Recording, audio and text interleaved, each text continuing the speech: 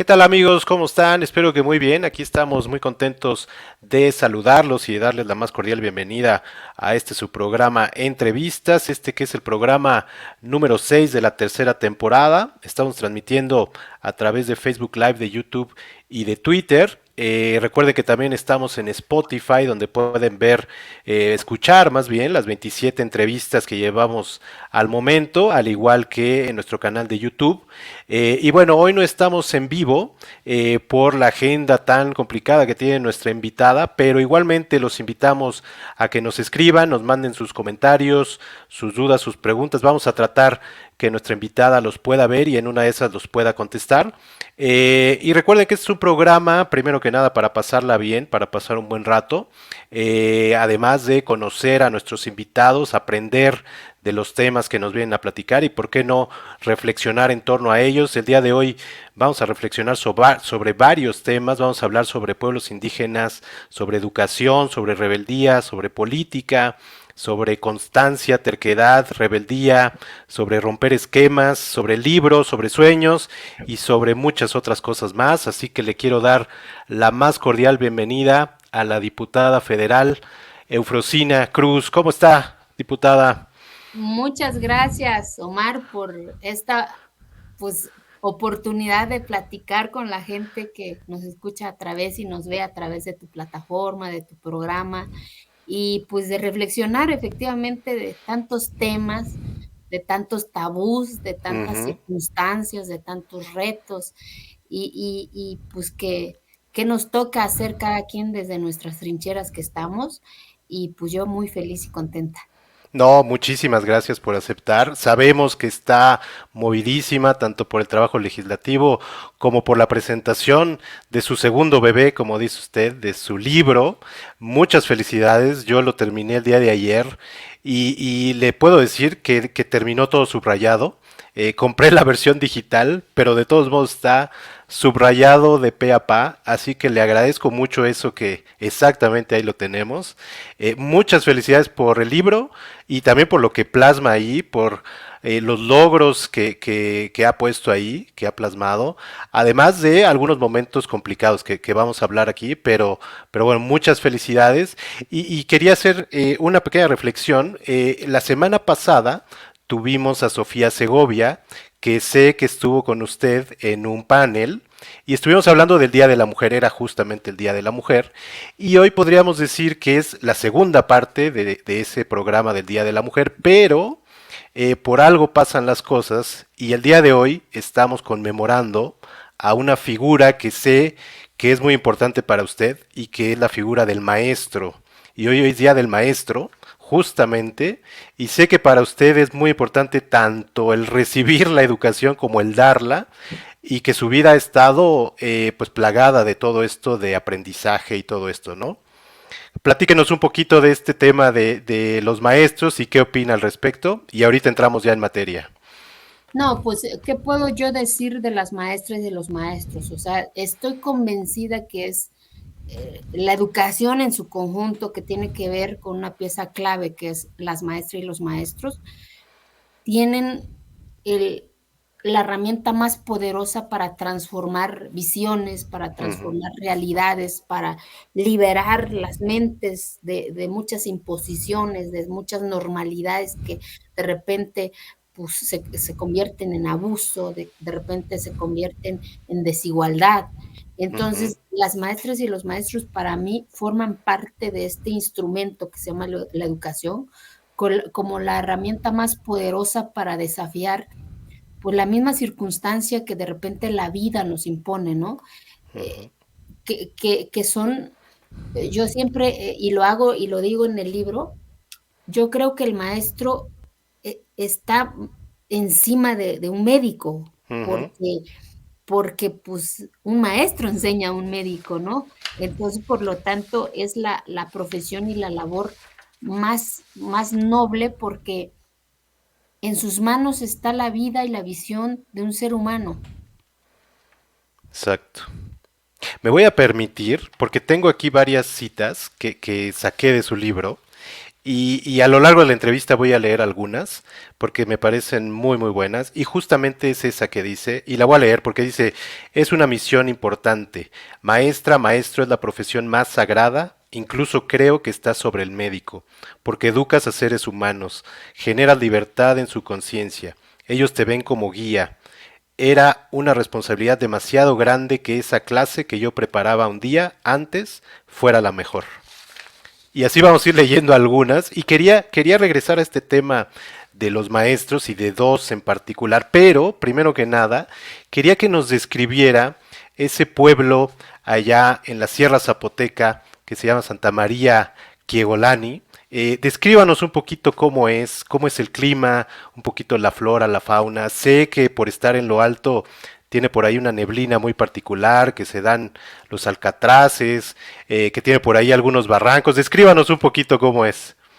Yo creo que, pues, que me brillan los ojos cuando hablo de Golani, porque en primer lugar, hace más de 15 años en este país no existía, Ujú, porque éramos invisibles. Pero ante esa invisibilidad, pues o era, y ahorita ya cambió un poco, pues sus montañas, su frío, su olor a tierra, su ujú, tejado, sus duraznales, su elote, amarillo, blanco, verde, su chayote, el camote, el aguacate, la zarzamora, el mango, porque tiene dos climas. Antes de llegar al pueblo, ok, vas subiendo y subiendo. En la parte baja, pues se da el plátano, la caña, el maguey, ok, y ya vas llegando arriba, ya vas encontrando el olor a pino, los alcatraces, los duraznos, y más para arriba, pues se da el aguacate, la manzana, la pera. Entonces, por eso mucho hablo en el libro de que yo no hablo de la pobreza de la panza, ujú, yo hablo de exacto, la pobreza de la mente, porque hay verdolaga, quintoniles, que hoy se le llama comida gourmet, ¿no? exacto, Cuando mi mamá me daba el hongo disecado, ¿no? En ese amarillito, en ese caldito, en esa tortillita. Entonces, era ese pueblito y sus barrancos, ¿no? La orilla de hace años donde amarrábamos los animalitos comestibles, ¿no? Que eran los ujú, marranitos, y de repente esa niña, imagínense una niña, mugrosita, piojosita, y que iba en esa cotidianidad y que de repente se revelaba esa circunstancia y veía que los niños pues sí podían jugar en jugar, los ¿verdad? bancos, ¿no? Y que pues yo también cortaba mis ramas de los árboles, y me lo ponía abajo de la falda y mócatelas hasta el fondo. Entonces, y hablo de esa reflexión también, ¿no? Que las niñas y los niños no somos responsables en esta división de género, Ujú, porque nunca me dijeron que por ser niña no podía hacer eso y ir al barranco. Entonces, mi pueblo, pues también para mí significa sueño, me significa esperanza, me significa, porque sin esa montaña, pues yo no hubiera soñado que había más allá de mi montaña, ¿no? Sin esa neblina de estar encima y ver que puedes pisar la neblina, ¿ve? O sea, de ver ujú, esa inmensidad de decir, ¿cómo se hace esto? Entonces, pues ese es un pueblito en donde pues también había dolor, ¿no? Por el acceso a que no había carretera, porque el hospital el está hospital. lejos, es porque el salón era piso de tierra. Entonces, hago esas reflexiones de qué pobreza hablamos cuando hablamos de pobreza. Entonces, Ujú, desde la carencia alimentaria o desde estas herramientas que pueden ser para empoderar esos conocimientos que ya están ahí presentes y que nada más quieren gritarlo y decirles que estamos ahí listos para formar parte del desarrollo. claro. Y ahorita que hablaba de los hospitales, el libro empieza justamente con un momento pues bastante triste y dramático que es la muerte de su hermano Lencho, ¿no? Platíquenos un poquito cómo fue y cómo la marcó a usted. Pues mi hermano Lencho, pues forma como la fuerza del libro, conjuntamente con mi maestro Joaquín. Ujú, Mi hermano, si hubiese estado en un hospital cercano, quizás mi hermano hoy estuviera conmigo, ¿no? Ujú, pero mi hermano también me dio la fortaleza de hacer eso que no es correcto, digamos, ¿no? El que me llevara fuera de ese entorno que se llama casa, porque los muchachos sí podían salir de ese entorno, sí podían hacer el paseo, ujú, y las mujeres no podíamos. Y mi hermano quizás desafió también hasta la normalidad a mi papá y me llevaba a esos paseos.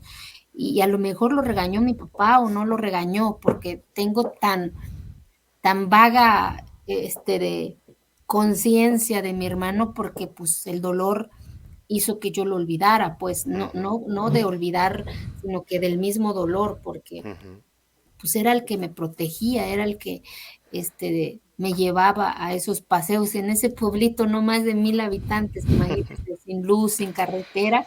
Entonces, pues fue increíble ese amor que me dio, pero también el dolor, por eso hablo el origen, el dolor, ¿no? O sea, ujú, de cómo a veces el exterior ya te dice cuál es tu destino, porque tu origen es ser indígena, ser mujer, y tu origen, pues ya está, tu destino ya está definido ante esa circunstancia. Y lo que yo recalco mucho en el libro es que no, mi origen es mi identidad, mi lengua, mi vestimenta, pero no mi destino, ujú, que es un poquito la lección que me dio mi hermano Lencho, el que no era normal que una niña fuese a pasear con su hermano y mi hermano desafió esa normalidad y me llevaba en sus brazos para que yo viera y saliera de esa cotidianidad. Entonces esa semillita me lo sembró él. ujú. Y de pronto llega, justamente regresando al Día del Maestro, llega el maestro Joaquín, ¿no? Y ahí cambia completamente. Platíquenos un poquito de esta llegada y de todo lo que le provocó.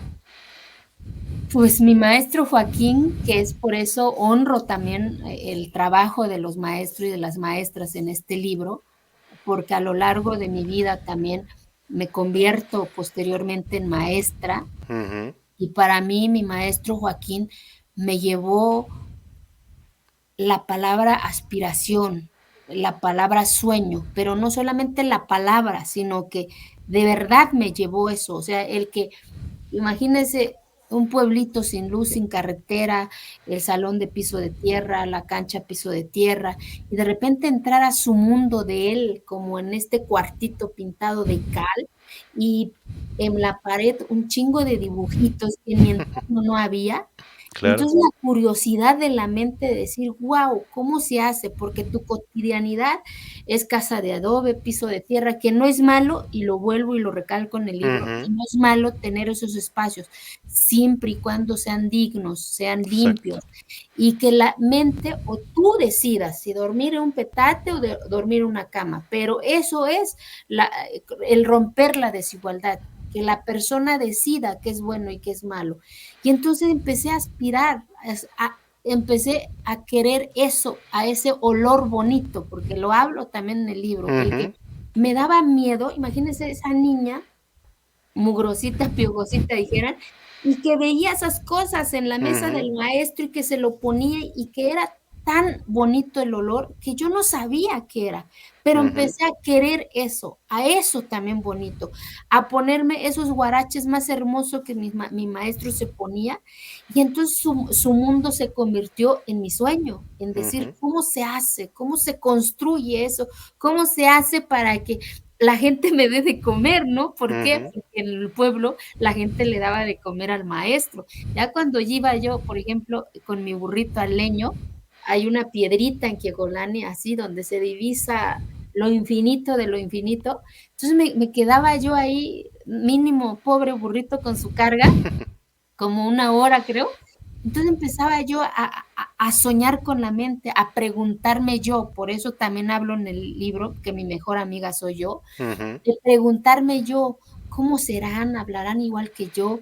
Y cuando ya caía la noche, veía yo centellitas, ¿no? Y yo no entendía qué era, si era lo que aparecía en el cielo o qué cosa era, ¿no? claro. Ya de grande, pues era la carretera que va para la capital de mi estado y eran las luces de los carros, ¿no? O sea, qué tan inmenso era el poder de mi maestro de llevarme esos recortes de periódico, por ejemplo, ese libro a olor bonito de ver otras posibilidades.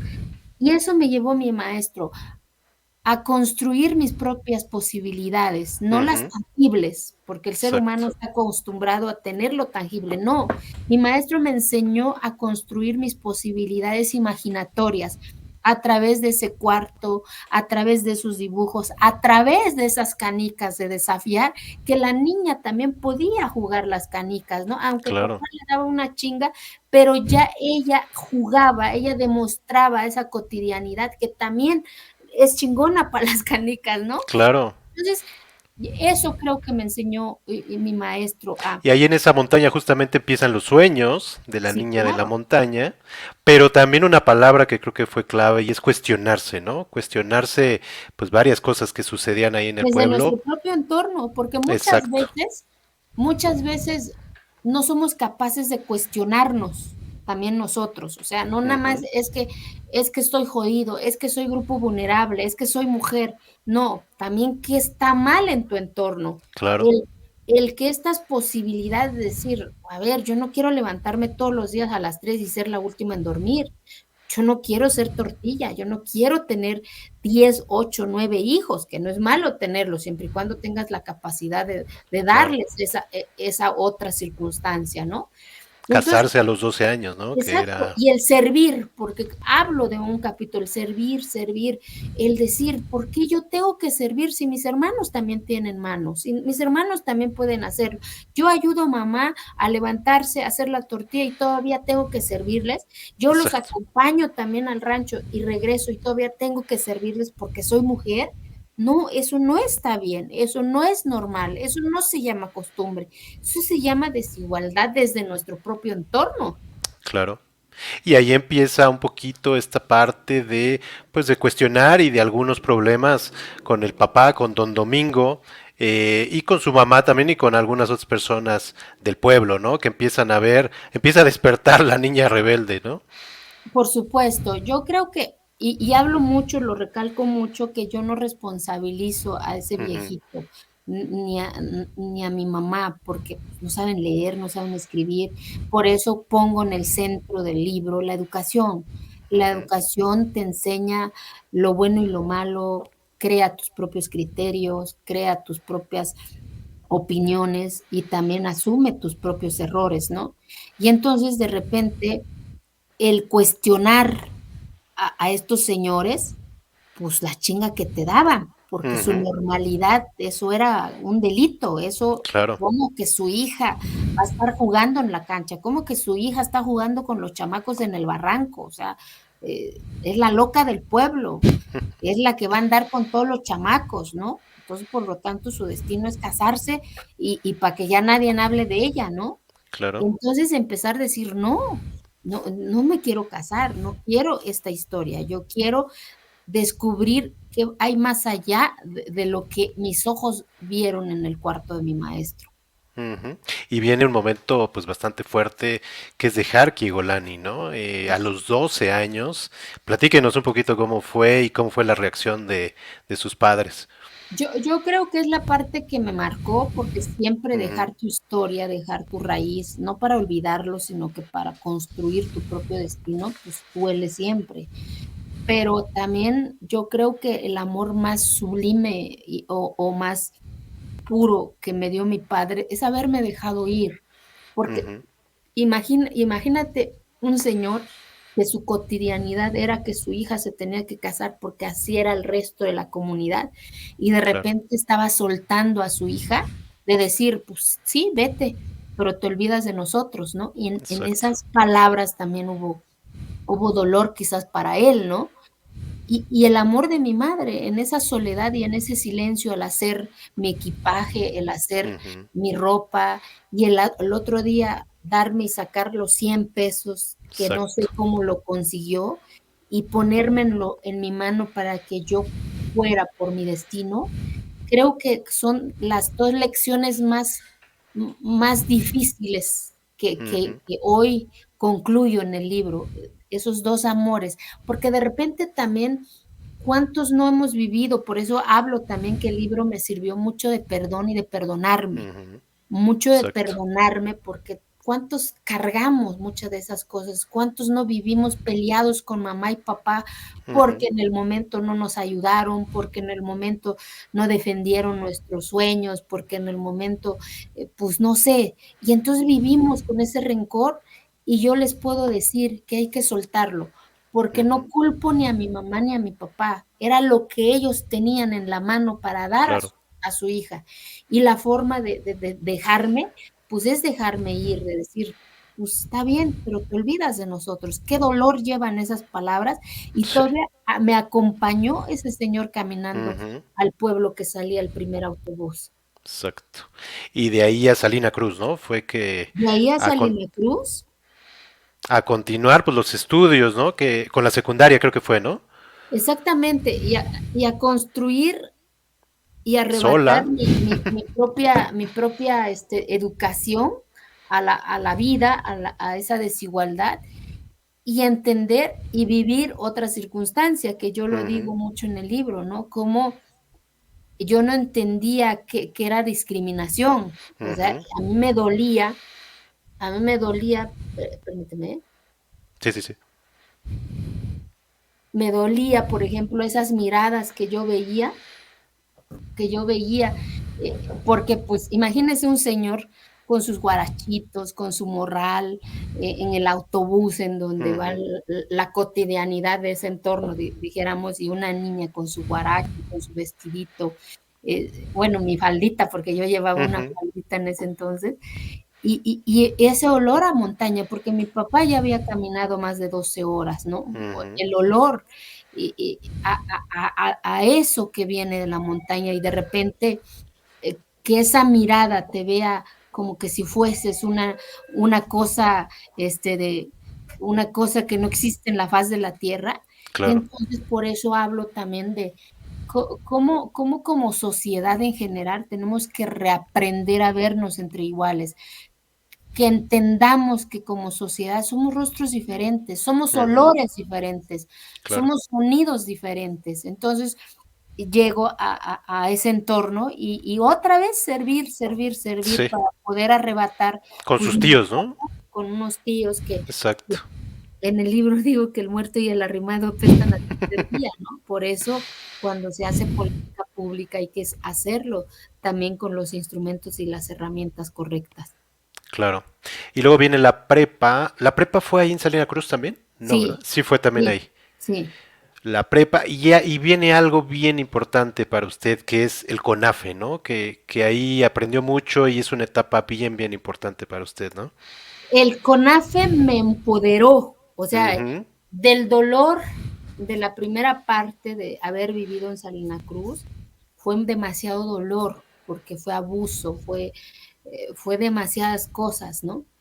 De repente huir y llegar, y por eso hablo de que yo no creo en los subsidios, yo creo en los ujú, programas de corresponsabilidad y el CONAFE exacto. es el mejor ejemplo. El Que es CONAFE. Consejo Nacional de Fomento Educativo, ¿no? Exacto, es un sistema en donde adopta jóvenes que Ujú, por muchas circunstancias no podemos seguir estudiando nuestra carrera porque no tenemos el recurso al día, digamos. Entonces, ¿qué te hace este programa? Te adopta un año, te ujú, manda a una comunidad más alejada que la tuya, donde no hay más de 10, 20 familias, y en donde esta comunidad te da un año el alimento y tú te conviertes en la maestra o en el maestro de sus hijos o de sus hijas, ¿no? Imagínate a los que ahí 16 ya era, años, estaba haciendo el papel del maestro Joaquín, el ¿no? maestro Joaquín, que me acuerdo muy bien de la comunidad, ¿no? Que la comunidad que más duré fue la de Magdalena Yautepec, ¿no? En Ujú, donde esa niña se convirtió en, pues literal, en la consejera de las mujeres, en escucharlas, en escuchar también a las niñas, en proteger a las niñas, en ir a ujú, las niñas, el decir, ¿me quieres? O sea, ¿cuántas veces nos falta de decir a nuestras niñas, a nuestras alumnas, a las niñas que están, porque a muchas de ellas nadie les dice, mi papá, nadie le enseñó que dar un abrazo no es malo, aprendió ujú, conmigo. claro. Entonces, ¿cuántas de estas historias no están ahí, no? Y el, y el CONAFE de enseñarme, pues que yo era la maestra ya del pueblo, ¿no? El jugar basquetbol con los señores, aunque era una cancha de tierra, pero me acordaba de mi maestro, de desafiar, Exacto, de decir, de mostrar que también puedo, que también claro. sé agarrar un balón. Y eso me llamó muchísimo la atención de cómo usted usó el básquetbol en muchas de las comunidades justo para romper esa Todas. normalidad, ¿no? Y ese fue como su bandera. Platígenos un poquito de eso. En todas, o sea, Ujú, una de las cosas que me apasiona el básquetbol, porque el básquetbol me empoderó en mi entorno, me empoderó en la cotidianidad con los chavos de mi pueblo, el que yo también puedo meter mis 3 tiros y de repente llegar a estos entornos, también decir, yo también puedo jugar básquetbol y el de repente que vean que nada más la maestra está jugando con puros hombres, la exacto, señora, yo me acuerdo, o sea, como si fuera hoy, las mujeres asombradas, la maestra está jugando. exacto. Y llego a la Mixteca, igual, la maestra está jugando con los policías, o sea, Algo ¿cómo? totalmente anormal, ¿no? Por supuesto. Y entonces de repente demostrar a las niñas, ¿sabe? Como mi maestro me demostró en ese Claro. cuarto que había más allá, demostrar ahora sí en físico a las niñas que también podemos agarrar un balón y eso no nos hace menos o más mujeres. Entonces empezamos a convocar a las niñas, eso ya me pasó más en cuando estaba yo a nivel bachillerato, Ujú, de convocar a las niñas ya, de incitarlas ya, y, y, y, y al año de estar en esas comunidades, ya verlas que tenían ya su equipo, el que las llevaba a otras comunidades a jugar los torneos que generaba, o sea, porque luego tenía yo comunicación con los otros maestros de otras claro. comunidades, de decir, organícense también torneos Ya tengo femeninos aquí a mi equipo, ¿no? y luego me decían, pero es que ni sabe, no, pues ahí le echamos, ¿no? Entonces, esa comunión de las maestras y de los maestros, por eso hablo y el eje pues central de mi libro es el homenaje a las maestras y a los Ujú, maestros, de verdad, porque no sabe con lo poco que tanto hacen las maestras y ujú, los maestros. Hasta a exacto, veces, muchas veces de tu recurso, pagas la camioneta para claro. que nos llevara, porque se supone que la maestra ya es la chingona, pues, que puede pagar, aunque a veces no nos alcanzaba. Exacto. Y entonces vas rompiendo esa normalidad también. ¿Por qué?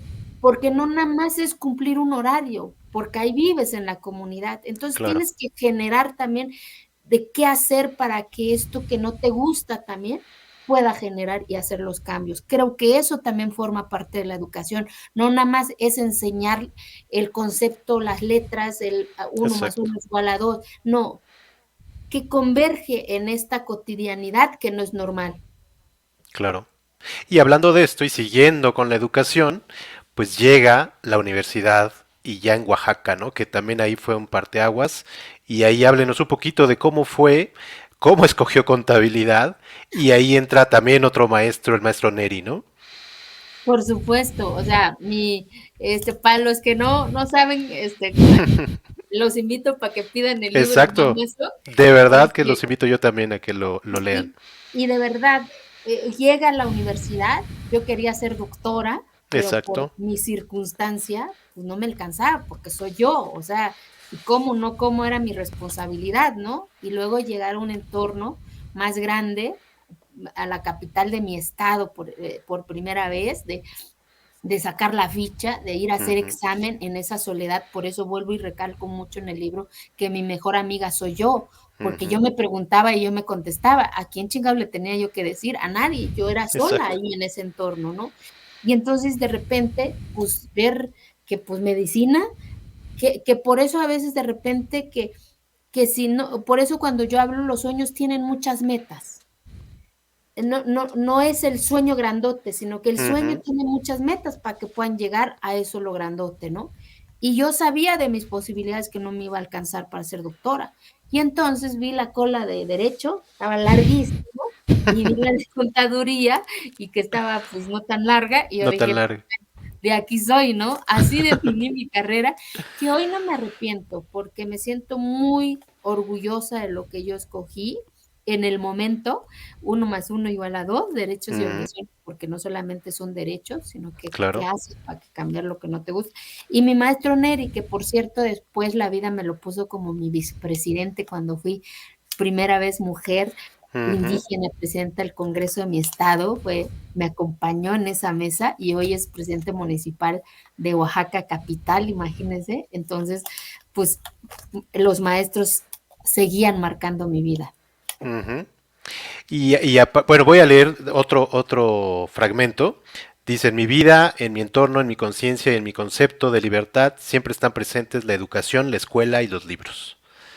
Y voy a leer uno más, porque hablando de los maestros, sí, su maestro está enfrente, pero no tiene la obligación de enseñarles. Ustedes tomen la responsabilidad de exprimir al maestro. Aunque sea la pregunta más pendeja para otros, nunca se queden con nada. Pregunten porque la vida es preguntar, de cuestionar, pero sobre todo la vida es de decidir qué quieres de las cosas. Nadie va a decidir por ustedes, pero si otros van a decidir por ustedes, entonces ustedes van a vivir siempre en la mediocridad.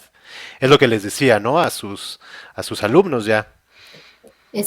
Cuando Exactamente, o sea, fundó 3 bachilleratos, ¿no? 3 bachilleratos después de la prepa, después de haber terminado la carrera, ahora pues Exacto, es buscar dónde y ya tener a mis hermanos, a mis sobrinos ya como hijos también, otra exacto, responsabilidad.